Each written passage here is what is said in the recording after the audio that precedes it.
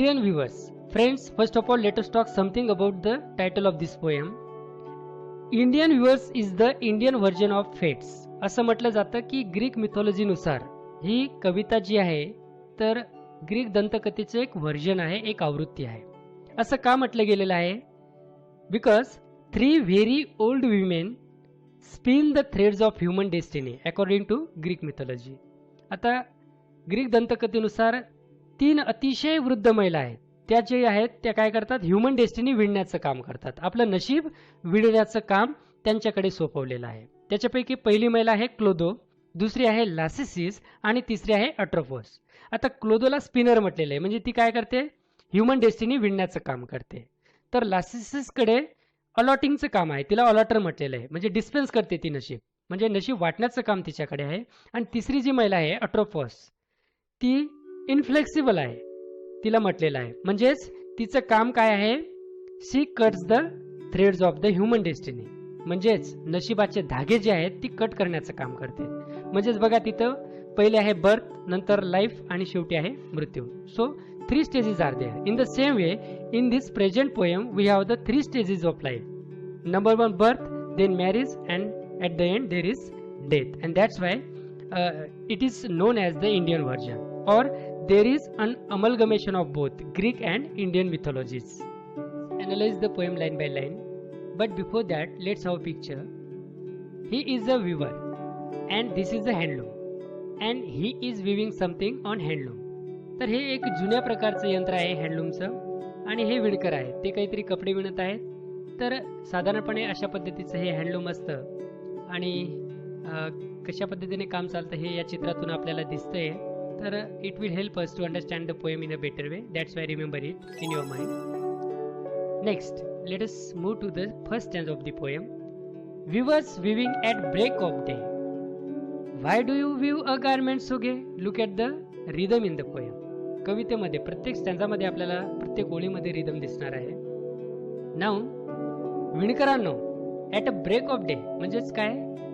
Beginning of the day, that is early in the morning.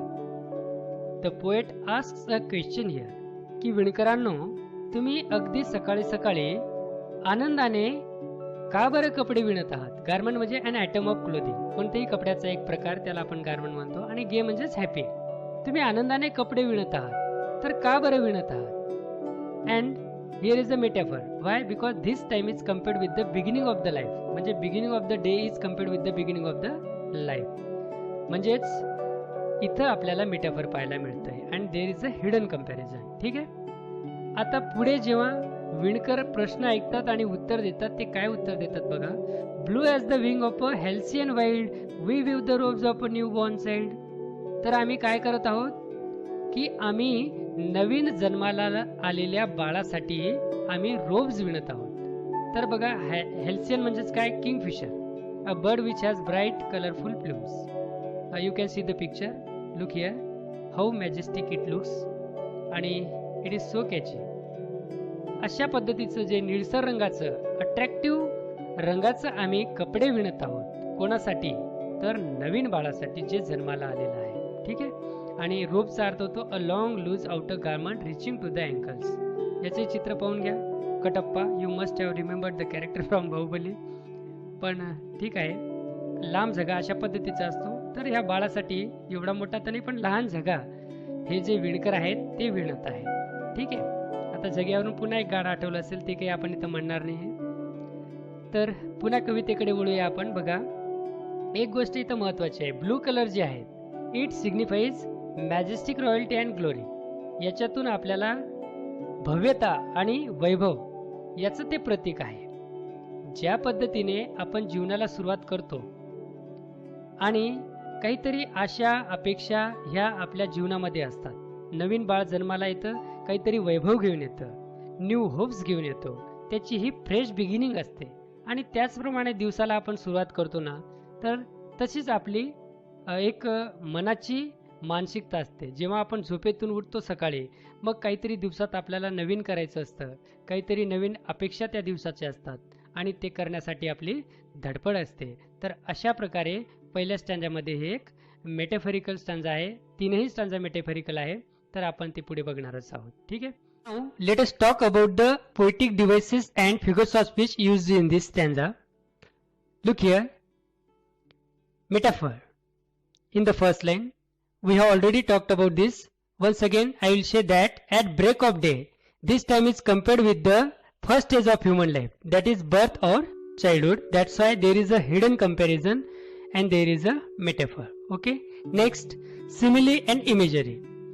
Now, let us talk about simile first. Look here. The color of the robes is compared with the color of the wing of that halcyon bird. And the comparative point is blue color.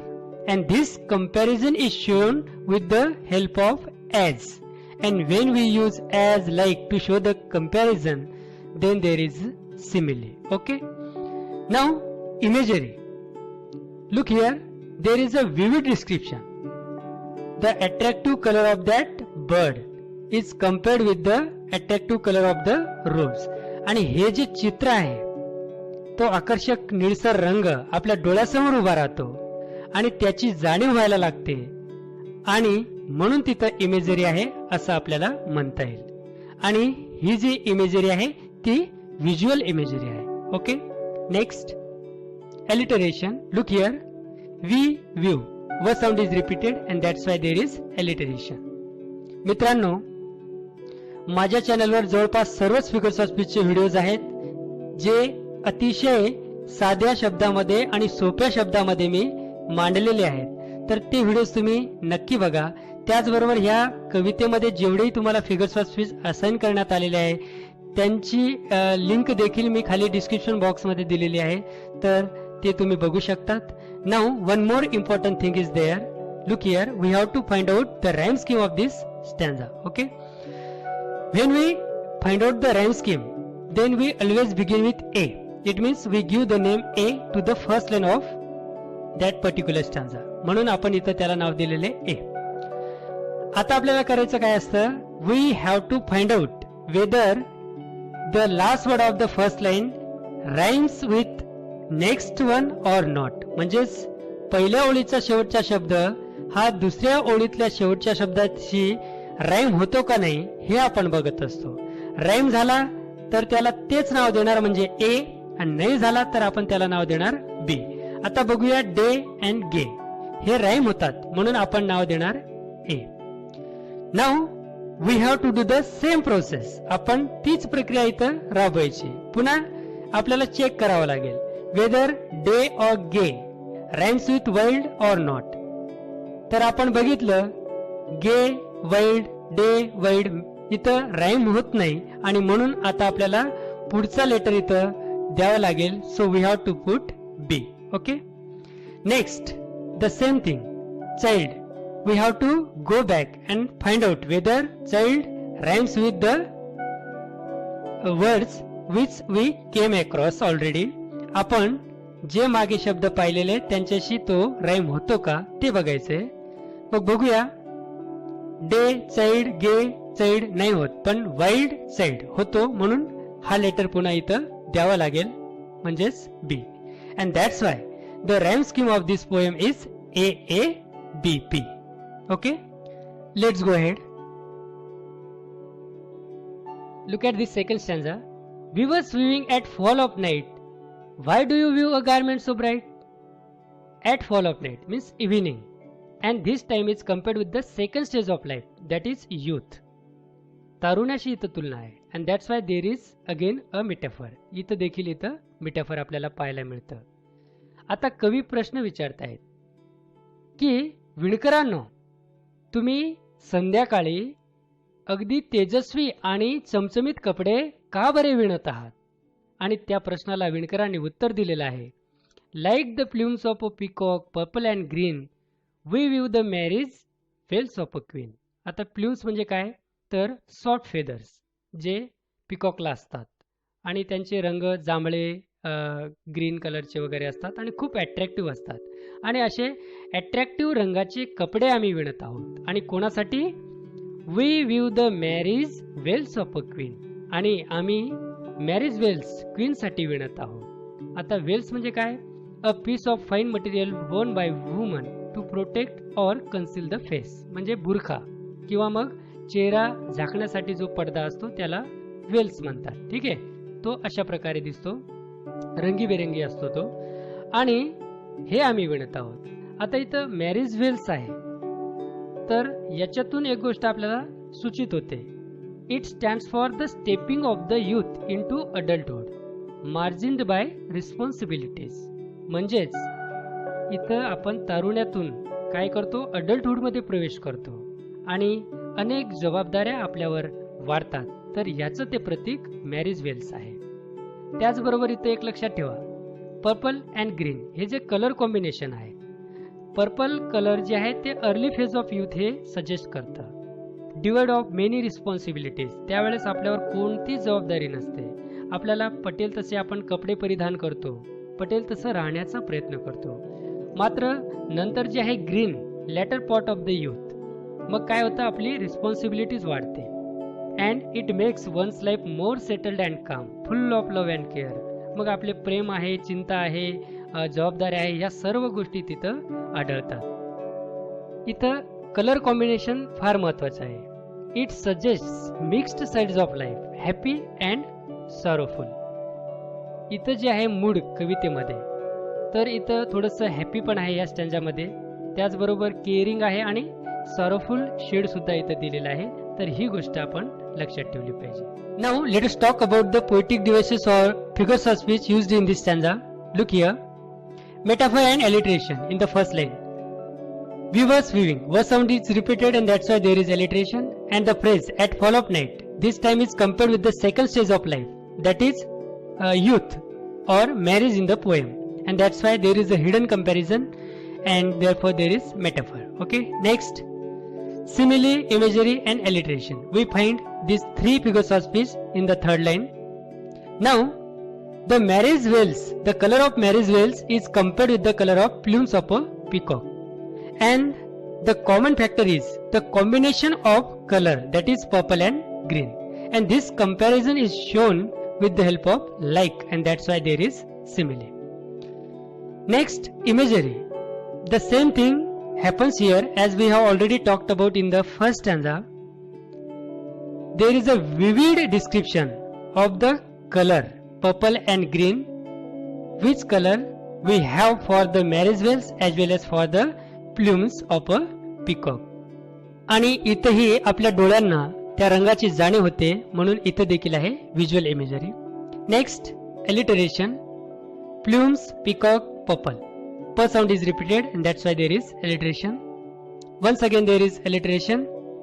We view, word sound is repeated. Now let us find, this is the last stanza of the poem. Weavers weaving solemn and still, what do you view in the moonlight chill? Now look here, the weavers are solemn, they are serious, and they are also still. Still means deep silence and calm. Friends, in the first stanza, at break of day, we compared with childhood or birth, and that was the first stage of life. Then in the second stanza, we compared evening with youth or marriage, that is second stage of life. And now we are comparing moonlight chill, that is late at night, with old age or death, and that's why there is once again a metaphor. आता इथं कवीने प्रश्न विचारलेला आहे की विणकरांनो, तुम्ही एवढ्या रात्री थंडीच्या वेळेस चंद्रप्रकाशामध्ये काय बरं विणत आहात? आणि त्या प्रश्नाला विणकरांनी उत्तर दिलेले आहे, white as a feather and white as a cloud, we view a dead man's funeral shroud. आता फ्युनरल म्हणजेच काय, तर a ceremony or service held shortly after a person's death, त्याला आपण अंतिम संस्कार म्हणतो. आणि श्राउड, श्राउड म्हणजे काय, अ cloth in which a dead person is wrapped, म्हणजे प्रेतवस्त्र, त्याला हिंदीमध्ये तुम्हाला लवकर समजेल कदाचित, कफन आपण त्याला म्हणतो. तर विणकरांनी उत्तर दिलेलं आहे की आम्ही पिसांसारखं आणि ढगांसारखं पांढरं शुभ्र आम्ही मृत माणसासाठी प्रेतवस्त्र विणत आहोत, असं उत्तर त्यांनी दिलेलं आहे. Friends, one more thing is there. In the last two stanzas the questions begin with why, but here the question begins with what. आता हे व्हॉटने प्रश्न विचारल्यामुळे झालेलं काय आहे, the poet has feelings of surprise and fear. Already इथं जे डिस्क्रिप्शन आहे ते मृत्यूचं डिस्क्रिप्शन आहे आणि ऑलरेडी टोन आणि ॲटमॉस्फिअर ह्या स्टँजाचं बदललेलं आहे, परंतु ह्या व्हॉटमुळे देखील याच्यामध्ये भर पडलेली आहे. ही गोष्ट सुद्धा तुम्ही लक्षात ठेवा. ठीक आहे. Next, white as a feather and white as a cloud. या दोन गोष्टीची तुलना जी आहे ती श्राऊडची केलेली आहे आणि त्याचं पण एक वैशिष्ट्य आहे. बघा, फेदर जे असतात लाईट वेट असतात, and since there is no weight content in man's life, he is as light as feathers after death. ज्याप्रमाणे फेदर्स हे लाईट वेट असतात, तर मृत्यूनंतर माणूस सुद्धा हा लाईफलेस होऊन जातो. त्याचप्रमाणे black or dark clouds contain rain in them while white clouds are devoid of it. म्हणजेच काळेभोर ढग जे असतात त्यांच्यामध्ये पावसाचं प्रमाण असतं किंवा पाऊस असतो, परंतु इथं जे वर्णन आहे व्हाईट क्लाउड म्हटलेलं आहे, अँड दे आर रेनलेस, आणि त्यांच्यात पाऊस नसतो. आणि in the same way after death माणसाचं जीवन हे सुद्धा कसं असतं, लाईफलेस होऊन जातं. That's why the mood in the last stanza is solemn and sorrowful. Now let us see the poetic devices and figures of speech used in this last stanza. Look here, metaphor. The moonlight chill is compared with the last stage of human life, that is old age or the death, and that's why once again there is a hidden comparison and we have metaphor there. Next, alliteration. We was weaving, was sound is repeated, and solemn and still, sa sound is also repeated here, and therefore there is alliteration in that line. Next, simile, imagery and repetition. तर इथं बघा, श्राऊडचं रंग जे आहे, ज्याप्रमाणे पांढरे शुभ्र feather आहे आणि क्लाउड आहे, त्याचप्रमाणे ते पांढरे शुभ्र प्रेतवस्त्र विणत आहेत, अशी इथं तुलना आलेली आहे. And this comparison is shown with the help of as, and that's why there is simile. Next, imagery, the same thing, visual imagery is there, and repetition. Now look here, white, white, this word is repeated and that's why there is repetition. And as, once again there is repetition. Next, alliteration. We, view, v sound is repeated, and at the end of the poem once again there is alliteration. This is the table of comparison. We can revise the whole poem with the help of this table. Now look here, in the first column we will have stanzas, in the second column we will have time of the day, in the third column color and type of garment, then compared with reason of weaving, and in the last column we will see the moods expressed in each stanza. Now look here, in the first stanza the time is described early in the morning, in second stanza evening, in third stanza late at night. Then color and type of garment. In the first stanza blue color is used for robes, then purple and green colors are used for marriage veils, and in the last stanza white color is used for shroud. Then compared with, now robes are compared with wing of halcyon, then veils are compared with plumes of peacock, and shroud is compared with feather and cloud. Then next column is reason of weaving. Look here, robes are being woven for a newborn child, then marriage veils are being woven for queen, and a shroud is being woven for a dead man. And the last column is of mood. Look here, in the first stanza happy and hopeful, in the second stanza happy and caring, and in the third stanza sorrowful and solemn. अशा प्रकारे मित्रांनो, जर हा table जरी तुम्ही लक्षात ठेवला तर होल पोयम तुम्हाला लक्षात ठेवायला मदत होईल. त्याचबरोबर ह्या कवितेचं पार्ट 2 जे आहे, brainstorming activities with poetic appreciation, त्याची लिंक खाली दिलेली आहे, तो व्हिडिओ पाहायला विसरू नका. आणि हा व्हिडिओ जर तुम्हाला आवडला असेल तर माझे चॅनल सबस्क्राईब करा, व्हिडिओज लाईक आणि शेअर करा, आणि हां, बेल आयकन प्रेस करायला विसरू नका, कारण पुढचे व्हिडिओज मी जेव्हा अपलोड करेल त्याची नोटिफिकेशन्स सर्वप्रथम तुमच्यापर्यंत पोहोचेल. So thank you for being with me. Thank you very much.